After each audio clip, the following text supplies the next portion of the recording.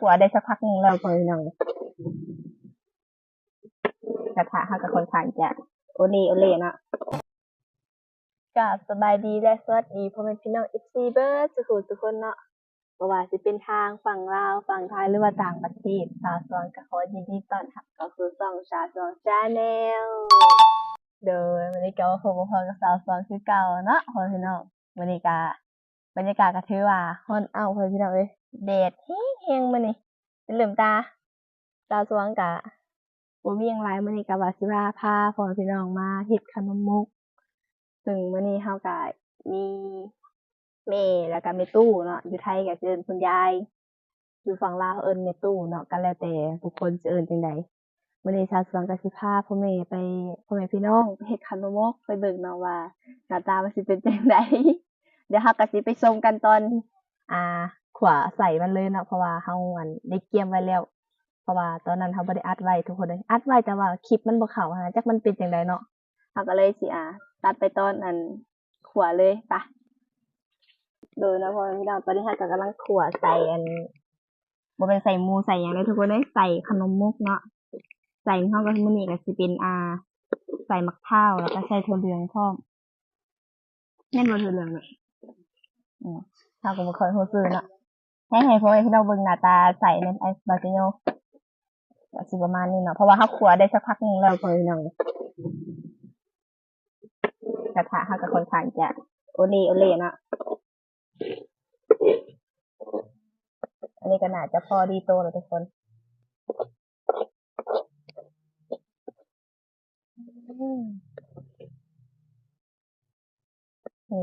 หอมทุกคนเลยผู้ใดที่เคยเฮ็ดขนมสิรู้เนาะว่ามันหอมพอบ่แม่บัดนี้แม่พอทุกคนใส่ใบตองจับเนาะขึ้นมาเทิงที่บัดนี้แม่เฮาสบายดี FC นะแม่โย้ยสบายดีเน็บไม้ให้นี่ก็ได้เลยวันนี้เฮากับมี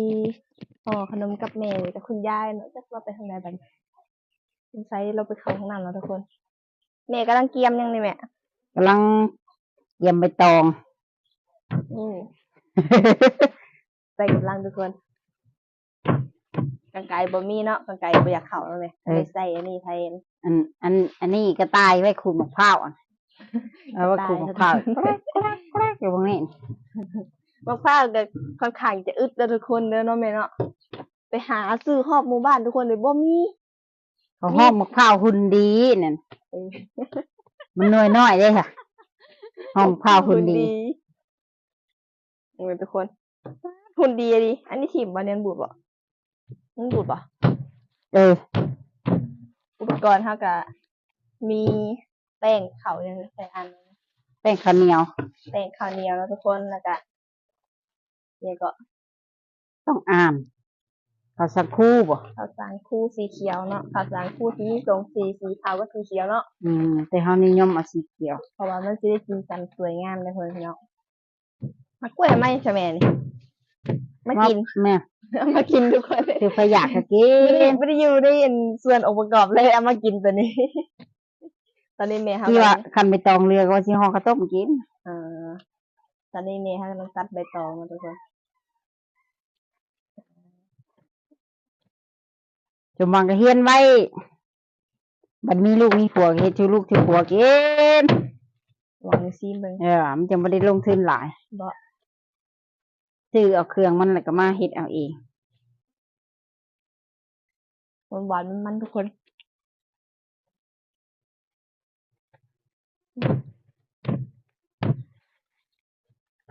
กันไกลกะบ่เข้าเนาะมันบ่เข้าแล้วฉันเฮาก็ถ่าไปเบิ่งอันตอนเอาผสมแป้งนี่เนาะทุกคนเนาะเพราะว่าตอนนี้ก็ยังสิตัดไปตองอีกหลายอยู่เนาะไปนะทุกคนตอนนี้เฮาก็สิมาหั่นอันผสมแป้งว่าแม่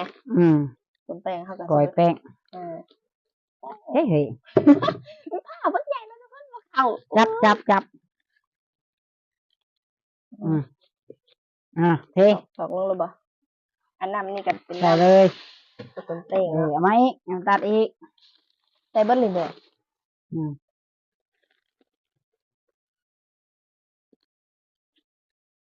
โอ้ โอ้ยโตไม่ลูกนี่ได้กินอย่างเด้นี่บอก เฮ็ดขนม กินขนม สบายดี FC แหน่ สบายดีดีเด้อเบัดทุกคน FC สาวสมหวัง กินบ่ เสียบอยู่บ่เนาะ แล้ว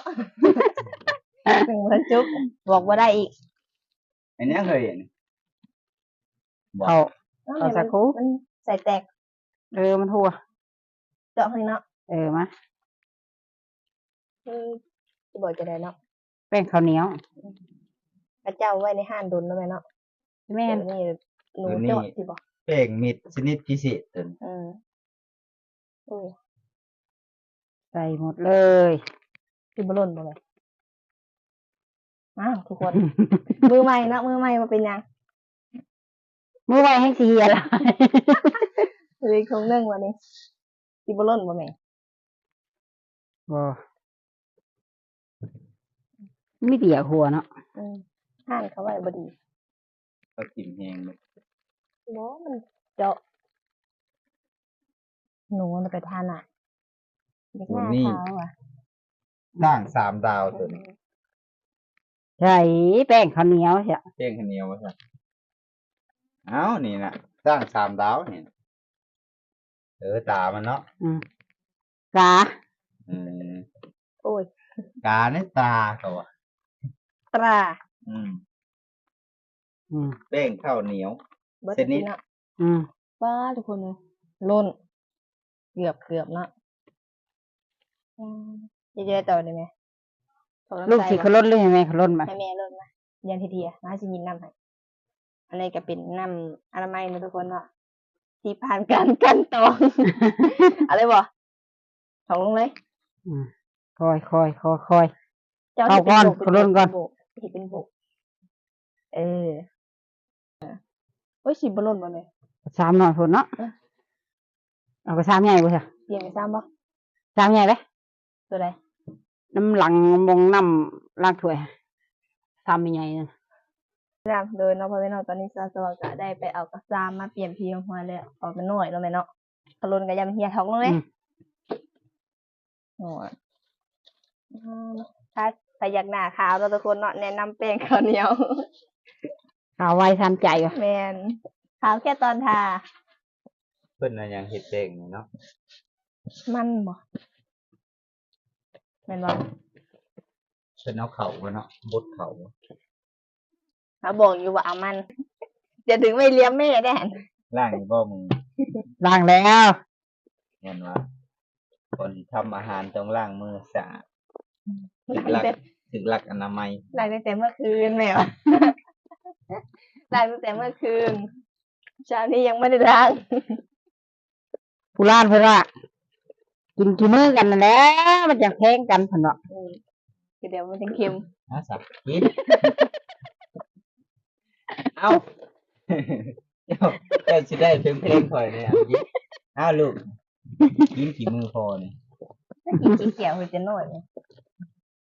ใส่อีกบ่แม่ โอ้ยได้หลายอยู่ดิ โอ้ย นี่อยากแขนอยู่ ได้ยังตุกเหนียววะ ตื่นอีกสักหน่อยเนาะ กินไหมอาจารย์ทั้งพื้นนั่น ใช่ปะ จะอีกจังเป็นทะเลแบบนี้ทุกคน เรื่อยบวงตักเอาแล้วจะหน่อยสิ จ่าสว่างโมเกียวเด้อจ่าแม่บอกให้ใส่ สาวห้อยช่วยกัน โดย ห้องให้ FC เบิ่งพร้อม ถ่ายซีมเนาะ เจ้าได้สาวห้องน้ำกัน จะคือบ่ฮะ มันบ่เป็น ห้องขี้ไล่งามกับเป็นหยัง มันโมเมนต์เวียกผู้ชายเด้เวียกผู้ชายต้องเวียกหนักกว่านี้ เด็กเช่นเนี้เขาไปขาย อืมเวียกแม่บ้านแม่เฮือนอันนี้ว่า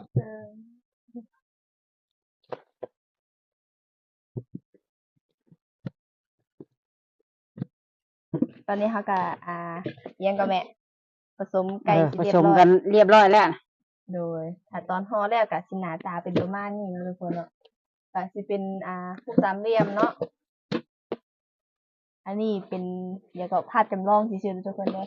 อันนี้ยังบ่ได้มีหยังข้างในหรอกอันนี้ตามสว่างให้เบิ่งซื่อๆ เอาไปตองห่อลิ้นนี่ซื่อแต่นั้นเนาะ แม่นนี่ขนาดห่อลิ้นยังงามห่อลิ้นสิงา อ๋ ม อ เท่าใดบัด ส นี้ มบ่ มาชิมรู้ใส่มันแซ่บอยู่บ่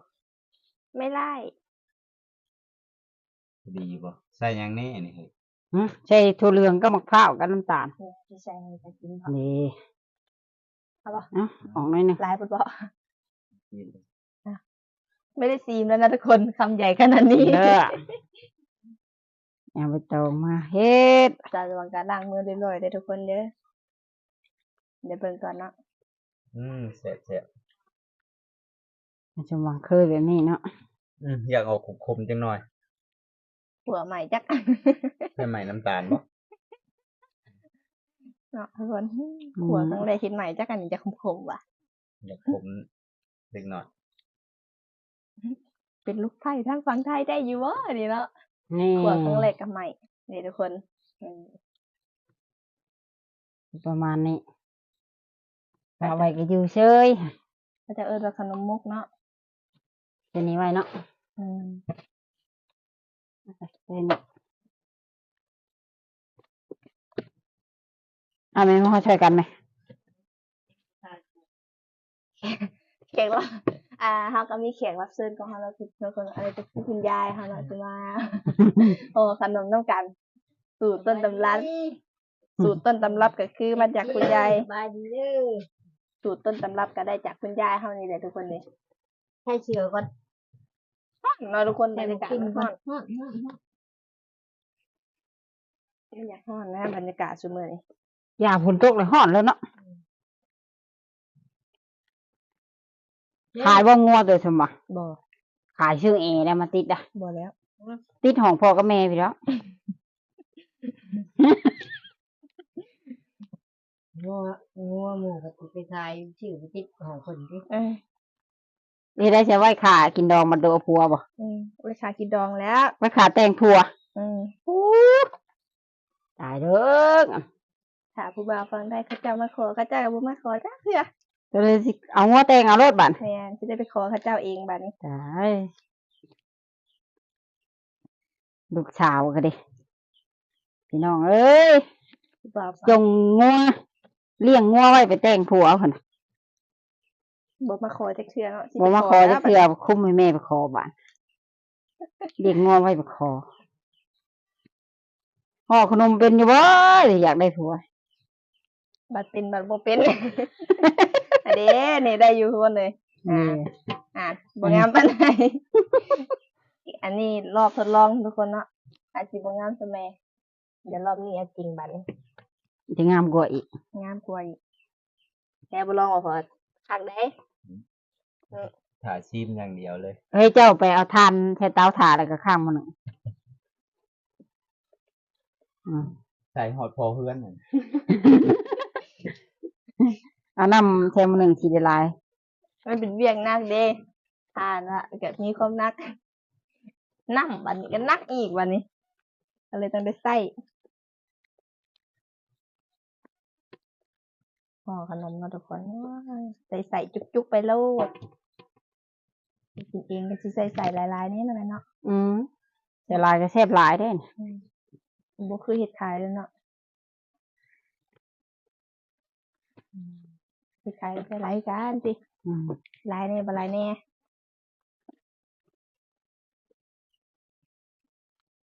ถ้าเบิ่งอ๋อนี่ต้องงามแน่นอนทุกคน เราเองเนาะใครบ่ย่องว่างามก็ย่องเอง ถ้าเบิ่งถ้าเบิ่ง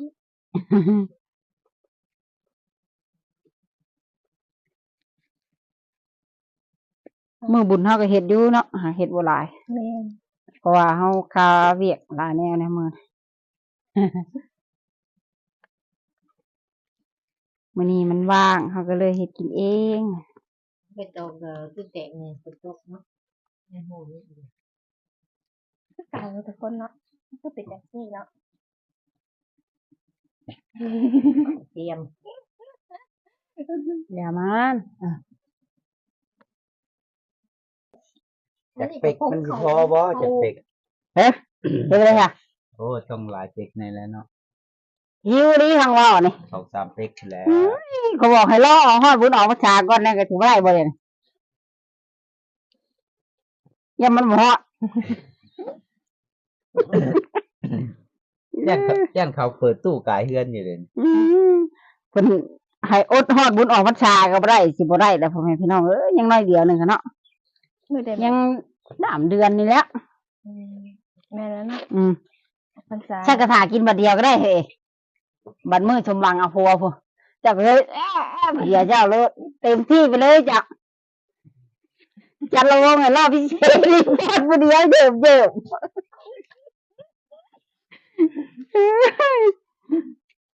บ่ให้มีหมู่พวกนำนะบ่ เอารอบพิเศษอ่ะ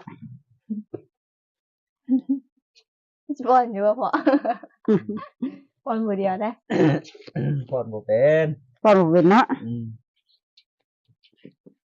นั่งลิ้นนี่ได้อยู่เนาะพอได้อยู่บ่ บ่ได้อยู่นั่งลินน้ำหมูน้ำปู อืม นางลิ้นแต่เก่าก็ให้ผู้สาวได้ลิ้น โอ้บ่ได้แล้วอ่ะ ผู้บ่าวลิ้นจิคมแล้ว พอด อ่ะ พอดบ่เป็นนะพ่อ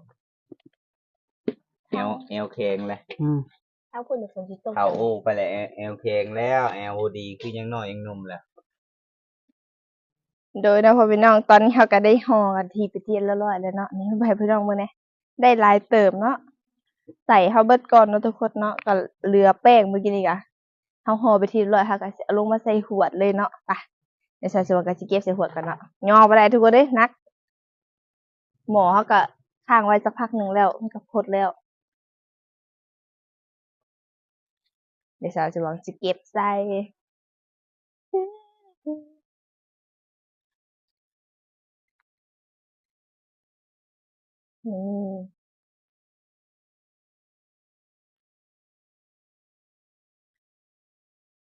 ควันอายตุนตุนเดี๋ยวเก็บใส่กันนะทุกคน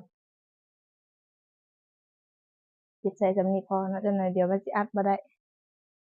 เดี๋ยวไว้หนึ่งอีกรอบหนึ่งตัวนี้ เพราะว่าถ้าใส่เบิดเดี๋ยวมันสิล้นพาหมอเฮา อันนี้ อันนี้เป็นพาหมอแล้วทุกคนเนาะพาหมอแต่ง พาหมอแต่งเพื่อจะสว่างหาเช้านี่กวบไปเนาะนี่ อันนี้ก็เป็น การประดิษฐ์แต่งของแม่สาวสว่างเนาะก็ถือว่า สุดยอด พาหมอแต่ง เดี๋ยวตอนนี้เขาก็สิถามมันสุกกันนะพ่อพี่น้องเดี๋ยวถามไปเบิ่งตอนมันสุกเลยเนาะไปโดยเนาะพ่อพี่น้องตอนนี้มากะได้สุกเป็นเทียมห้อยแล้ว เดี๋ยวสาวสว่างก็สิแกะให้พ่อพี่น้องเบิ่งเนาะสิแกะตัวนี้เนาะคือสิเป็นห่อของสาวสว่างฮ้อนทุกคนฮ้อน หากล่องมาแต่หมอเนาะมันก็เลยฮ้อนๆโอ้ย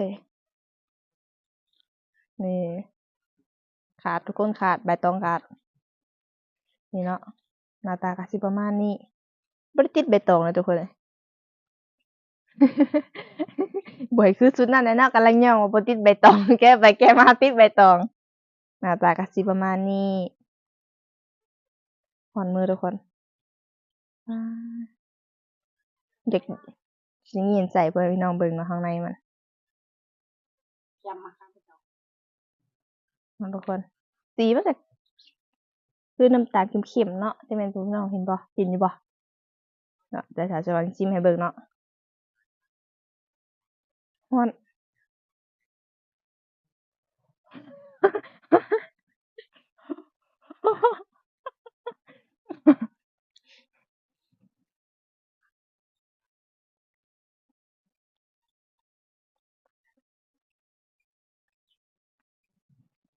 อืม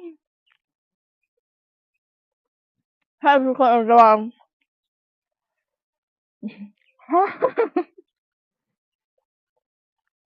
อืม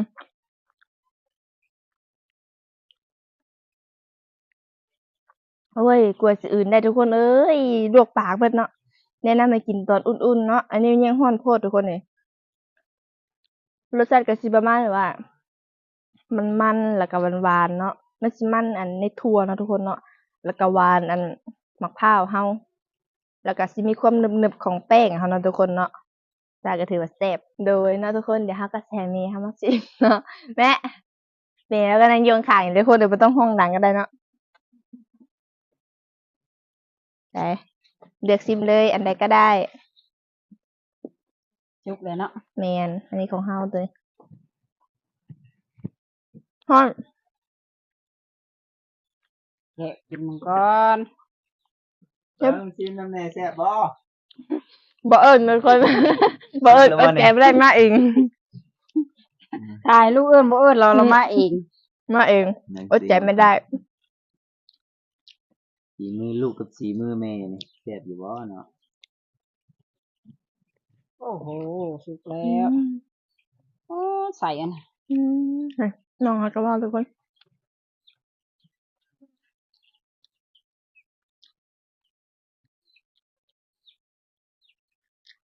บัวหวานแห้งเนาะไม่ดีกิน หวานแห้งก็สิบ่แซ่บเนาะมันสิเลี่ยน เอาเห็ดเถื่อก่อนนั่นเด็กหวานแห้งเนาะ ๆแม่นโอ๊ยๆเสียดายเด้อทุกคน ใช่ไปดีได้ทุกคนเลยถ้าพายากซิมเนี่ยมันมาเที่ยวจัง ซื้อมาให้กินน้ำกันเนาะ ถ้าบ่ได้ ถ้าบ่ได้อยากกิน ซอยกันเฮ็ดเด้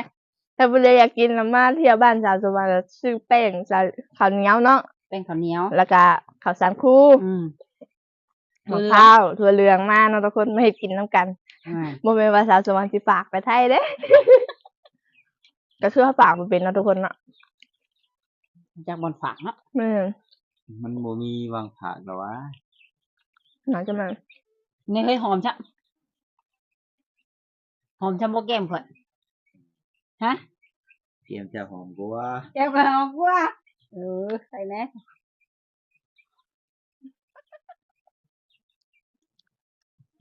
หวานได้ใช่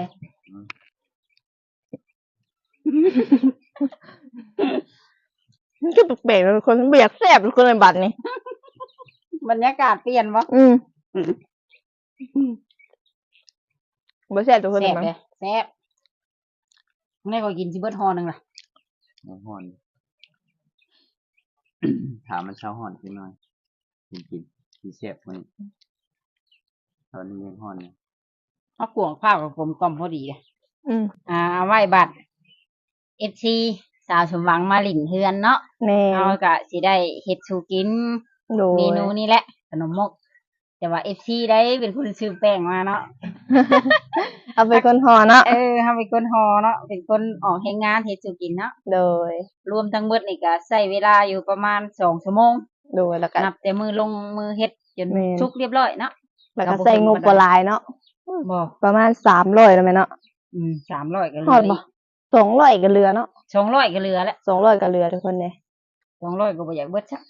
อันเนาะบ่เว้าหลายอย่าห่างไว้เลยเนาะ แม่น เราก็สิได้ปิดคลิปได้พูดเลยพี่น้องเอ้ยเพราะว่าคือฟ้าขึ้นฝนมาแล้วบัดนี้ พบกันใหม่ในคลิปหน้าเนาะ โดยสำหรับคลิปนี้หากสาวสว่างและครอบครัวเว่าผิดพลาดประการใดก็ต้องกราบขอโทษขออภัยพ่อแม่พี่น้อง FC เบิร์ดสุขุสุคนนำเนาะ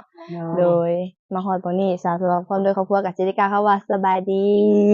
สวัสดี